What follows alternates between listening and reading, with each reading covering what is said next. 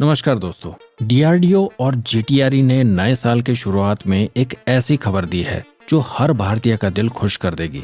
दरअसल डीआरडीओ ने बेंगलोर के राजनकुंटे में 130 किलो न्यूटन थ्रस्ट वाले फाइटर जेट इंजन की टेस्टिंग फैसिलिटी तैयार कर ली है, जो भारत को फाइटर जेट इंजन बनाने में बेहद मददगार साबित होगी। डीआरडीओ ने इस टेस्टिंग फैसिलिटी का काम सितंबर 2023 में शुरू किया था, जो अब तक काफी हद तक पूरा हो चुका है और अक्टूबर 2025 तक ये फैसिलिटी पूरी तरह से ऑपरेशनल होने की संभावना है। दोस्तों, आज तक भारत के पास जेट इंजन टेस्टिंग की कोई फैसिलिटी ही नहीं थी। 1980 से लेकर अब तक भारत को हर मेजर फाइटर जेट इंजन की टेस्टिंग के लिए विदेश पर निर्भर रहना पड़ता था। LCA तेजस प्रोग्राम में लगे GEF 404 इंजन की टेस्टिंग अमेरिका में हुई थी और कावेरी इंजन प्रोग्राम के लिए रशिया की फैसिलिटीज का यूज किया गया है। और दोस्तों, हर बार विदेशी टेस्टिंग के चक्कर में हमारे प्रोजेक्ट्स डिले हुए हैं और उन पर एक्स्ट्रा कॉस्ट भी आई है।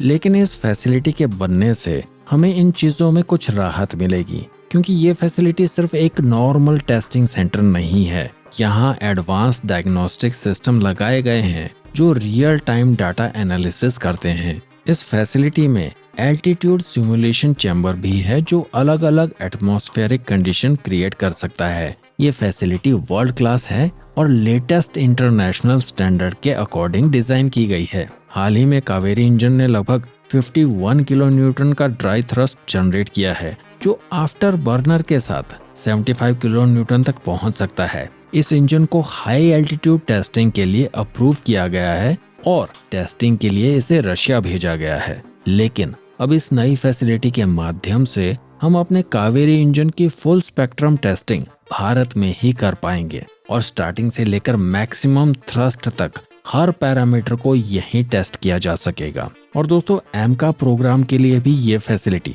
स्ट्रेटेजिक इम्पोर्टेंस रखती है। एमका के मार्क 1 वर्जन के इंजन यहाँ टेस्ट होंगे ही, लेकिन फ्यूचर में मार्क 2 वर्जन के लिए और ज्यादा पावरफुल इंजन्स की जरूरत होगी। इसके लिए लगभग 110 से लेकर 130 किलो न्यूटन थ्रस्ट की रेंज चाहिए होगी और ये फैसिलिटी इसी रिक्वायरमेंट को ध्यान में रखकर डिजाइन की गई है। देखिए दोस्तों, इस फैसिलिटी के स्ट्रेटेजिक इम्प्लीकेशन बेहद डीप हैं। सबसे पहली बात, अब हमारी सेंसिटिव मिलिट्री टेक्नोलॉजी की टेस्टिंग विदेशी जमीन पर नहीं होगी, जो सिक्योरिटी पर्सपेक्टिव से बहुत इंपॉर्टेंट है। दूसरी बात, टेस्टिंग टाइमलाइन ड्रामेटिकली रिड्यूस होगी। मान लीजिए जो प्रोसेस पहले 6 से 8 महीने लेता था, अब वही सिर्फ 2 से 3 महीने में कंप्लीट हो जाएगा। और इस फैसिलिटी के साथ डीआरडीओ के कई प्रोजेक्ट इंटीग्रेटेड होंगे।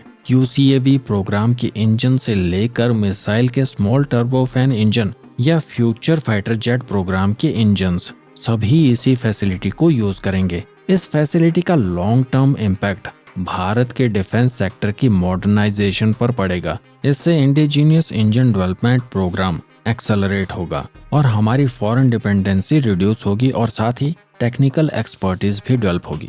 ओवरऑल इससे भारत की डिफेंस कैपेबिलिटीज स्ट्रेंथन होंगी। ये सिर्फ एक टेस्टिंग फैसिलिटी नहीं है, बल्कि एक कंप्लीट इकोसिस्टम है जो भारत को एडवांस एरो इंजन टेक्नोलॉजी में सेल्फ रिलायंट बनाएगा। तो दोस्तों, डीआरडीओ की इस फैसिलिटी के बारे में आपके क्या विचार हैं? क्या इससे हमें जेट इंजन्स को बनाने में मदद मिलेगी? कमेंट्स में अपने विचार जरूर बताएं। द क्रॉनिकल पोस्ट के साथ जुड़े रहने के लिए अपने इस चैनल को सब्सक्राइब कर लें और वीडियो को भी लाइक और शेयर कर दें। तो मिलते हैं एक नई वीडियो में। जय हिंद।